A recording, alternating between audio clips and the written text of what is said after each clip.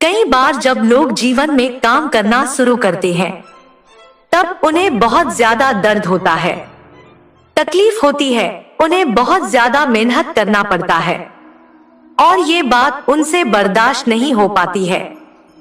उनका शरीर जवाब दे देता है और वो उस काम को छोड़कर किसी और तरकीब से सफल होने का प्रयास करते रहते हैं। लेकिन याद रखिएगा, इस प्रकार से कोई भी व्यक्ति जीवन में सफल नहीं हो पाता है। याद रखिएगा कि सफलता का मार्ग मेहनत, दर्द और तकलीफ से होकर गुजरेगा और यह आपको सहना ही पड़ेगा, तो इसके लिए आप हमेशा तैयार रहिए। तो चलिए इस बात को एक कहानी के माध्यम से समझते हैं। एक बार एक मूर्तिकार अपनी छीनी और हथौड़ी से एक पत्थर को भगवान की मूर्ति का आकार देने का प्रयास कर रहा था। जैसे ही वह छीनी पर अपना हथौड़ा चलाता, वह पत्थर चिल्लाने लगता और कहने लगता कि ये क्या कर रहे हो, मुझे इतना मार क्यों रहे हो, मुझे बहुत दुख हो रहा है, तकलीफ हो रही है, पीड़ा हो रही है, मुझे अपने हाल पर छोड़ दो और यहाँ से चले जाओ। मूर्तिकार ने उस पत्थर से कहा, मुझे बहुत अच्छे से पता है कि तुम्हें बहुत ज्यादा दर्द हो रहा है, तकलीफ हो रही है और तुम बहुत ही ज्यादा पीड़ा में हो, लेकिन यदि आज तुमने इस दर्द को नहीं सहा, इस तकलीफ को नहीं सहा, तो जीवन भर तुम इसी प्रकार से पड़े रहोगे। मुझे पता है कि तुम में आगे बढ़ने की अपार संभावना है, तुम एक बहुत अच्छे पत्थर हो, लेकिन यदि तुम इसी प्रकार से रहोगे तो कभी भी आगे नहीं बढ़ पाओगे।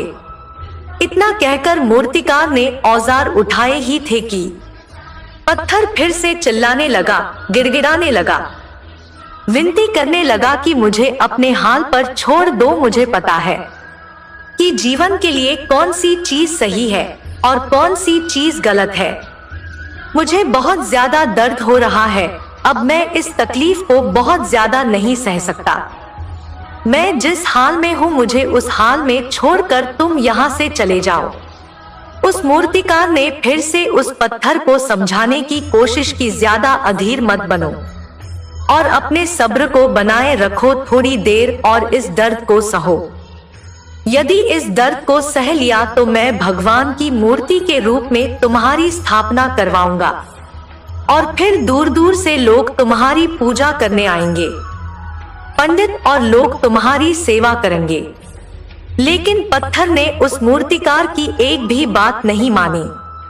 वह चिल्लाता रहा और अपनी बात पर अड़ा रहा। मूर्तिकार ने उस पत्थर को समझाने की बहुत कोशिश की, लेकिन वो पत्थर नहीं माना।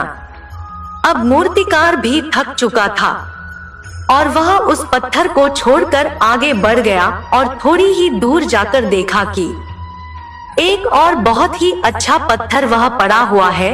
उसने छीनी और हथौड़ी उठाई और उस पत्थर को मूर्ति बनाने के लिए वो तैयार हो गया। मूर्तिकार ने छीनी और हथौड़ी का वार दूसरे पत्थर पर जारी रखा। दूसरे पत्थर को भी दर्द हुआ, तकलीफ हुई, लेकिन उस पत्थर ने बर्दाश्त कर लिया और देखते ही देखते थोड़ी समय के बाद उस पत्थर ने भगवान की मूर्ति का रूप धारण कर लिया। थोड़ी दिन बाद उस मूर्ति की एक मंदिर में स्थापना हो गई। धीरे धीरे करके लोग वह पूजा पाठ करने आने लगे। लोगों की मन्नतें वहां से पूरी होने लगी और वह मंदिर बहुत ही ज्यादा प्रसिद्ध हो गया। अब धीरे धीरे करके दूर दूर के गांव से लोग वहां पूजा पाठ करने आने लगे। फिर एक दिन उस पत्थर को उसी मंदिर में लाया गया और उसे एक कोने में रख दिया गया। अब लोग आते और उस पर नारियल फोड़ते। ये कोई और पत्थर नहीं बल्कि वही पत्थर था जिसने दर्द को नहीं सहा था। अब वो पत्थर मन ही मन बहुत ज्यादा पछता रहा था, दुखी हो रहा था और अपने आप से कह रहा था कि काश मैंने उस दिन उस दर्द को, उस तकलीफ को सह लिया होता तो आज लोग मेरी भी पूजा करते। इसलिए आप भी अपने जीवन में हमेशा याद रखिएगा कि जब भी आप अपने कैरियर की शुरुआत में किसी काम को कर रहे हो या पढ़ाई कर रहे हो या कोई भी काम कर रहे हो और उसमें आपको दर्द हो रहा है, तकलीफ हो रही है, ज्यादा मेहनत करना पड़ रहा है, तो आप रुकिएगा मत, किसी और रास्ते की शुरुआत मत करिएगा, क्योंकि कोई और रास्ता आपको सफलता नहीं दे सकता है।